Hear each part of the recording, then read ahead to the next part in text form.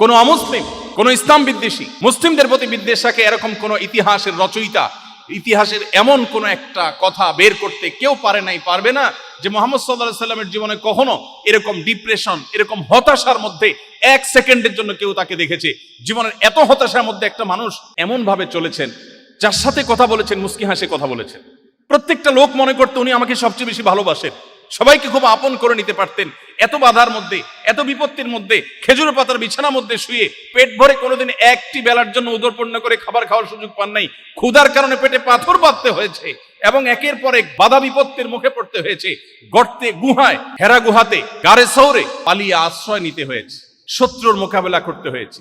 এত বাধার পরও জীবনে একটিবারের জন্য তার কোনো সহচর, শত শত হাজার হাজার লাখো সাহাবী, তার পরিবারের সদস্য, কারো কাছ থেকে একটিবারের জন্য পাওয়া যায় না। তিনি বলেছেন, ও শরত, আমার এখন মেজাজটা গরম আছে। আমরা বলি, আমি বলি, আপনি বলেন, তিনি বলেন নাই। কি সেই সুপ্ত শক্তি ছিল তার মুখে সবসময় হাসি ঝুলিয়ে রাখতো। এত বাধার পরেও একটা লোক সুখে কিভাবে থাকতে পারে, সেই সিক্রেটটা হলো কোরআনে কারীম, সেই সিক্রেটটা হলো হাদিসে রাসূল, সেই সিক্রেটটা হলো ইসলাম। সেই ইসলামের ছায়াতলে যদি আমি আসি, আমরা যদি সেই পরিচয়কে ধারণ করি, সেটাকে সমুন্নত করে ধরে রাখি, সেটাকে উঁচু করে ধরে রাখি, পৃথিবীর কোনো কিছু লাগবে না আমাদের সুখ এবং মানসিক প্রশান্তির জন্য।